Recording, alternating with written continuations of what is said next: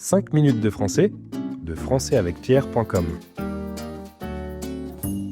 Bonjour à toutes et à tous et bienvenue dans 5 minutes de français. Aujourd'hui, je suis avec Sébastien. Salut Sébastien, comment ça va? Salut Judith, salut tout le monde. Ça va très bien, merci, et toi? Très bien aussi. Aujourd'hui, on va parler d'une figure majeure de l'histoire contemporaine française, Simone Veil. Oui, une femme politique, une survivante de la Shoah et une personnalité profondément respectée en France. En effet. Mais avant de commencer, petite question pour toi Sébastien et pour vous qui nous écoutez. Simone Veil a été la première femme à présider le Parlement européen. En quelle année a-t-elle été élue à cette fonction? A. 1974, B. 1979, C. 1984. Il me semble que c'était en 1979. J'en suis presque sûr. On vérifiera ça à la fin de l'épisode. Alors, pour comprendre l'importance de Simone Veil, il faut revenir au début de sa vie. Elle naît en 1927 à Nice, dans une famille juive. En 1944, pendant la Seconde Guerre mondiale, elle est arrêtée à seulement 16 ans, avec sa famille, et déportée au camp d'Auschwitz-Birkenau. Une expérience traumatisante qui marquera toute sa vie. Elle survivra au camp de concentration, contrairement à une grande partie de sa famille. Après la guerre, elle n'a pas baissé les bras.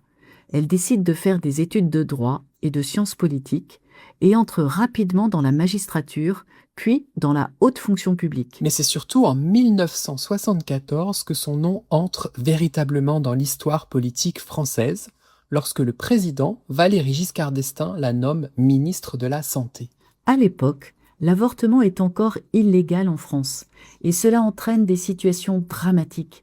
Des milliers de femmes ont recours à des avortements clandestins, souvent dangereux. Simone Veil va alors défendre un projet de loi visant à légaliser l'interruption volontaire de grossesse, autrement dit, l'IVG. Mais le débat est extrêmement violent. Oui, les débats à l'Assemblée nationale sont marqués par des attaques personnelles, des insultes et parfois même des propos très durs à son égard. Certains députés vont jusqu'à faire des comparaisons choquantes avec les camps de concentration, ce qui est particulièrement cruel au vu de son histoire personnelle. Malgré cela, elle reste calme, digne et déterminée. Son discours devant l'Assemblée nationale reste aujourd'hui encore un moment fort de la vie politique française. Elle y explique que cette loi n'est pas une incitation à l'avortement, mais une nécessité pour protéger les femmes. Et finalement, la loi est adoptée en janvier 1975, une avancée majeure pour les droits des femmes en France. Mais l'engagement de Simone Veil ne s'arrête pas là. Toute sa vie, elle restera engagée pour la mémoire de la Shoah et pour la transmission aux jeunes générations. Elle insiste toujours sur l'importance de ne jamais oublier. Simone Veil incarne à la fois le courage, la résilience et le sens du service public. En France, elle est aujourd'hui l'une des personnalités politiques les plus respectées, toutes générations confondues. Elle meurt en 2017. Un an plus tard, elle entre au Panthéon, aux côtés de son mari, Antoine Veil. Un hommage exceptionnel, réservé aux personnalités qui ont profondément marqué l'histoire du pays. Ce qui frappe chez Simone Veil, c'est la cohérence de son parcours. Que ce soit dans la défense des droits des femmes, dans la construction européenne ou dans le devoir de mémoire. Elle a toujours agi avec la même exigence morale. Elle a su transformer son expérience personnelle tragique en un engagement pour les autres. Et c'est sans doute cela qui explique l'immense respect qu'elle inspire encore aujourd'hui. Bon, revenons à la question du début. Tu demandais en quelle année Simone Veil a-t-elle été élue à la présidence du Parlement européen? Et j'espère que vous avez trouvé. La bonne réponse était bien 1979. Elle devient alors la toute première présidente du Parlement européen, élue au suffrage universel direct. Un symbole fort pour une femme ayant survécu à la barbarie de la Seconde Guerre mondiale.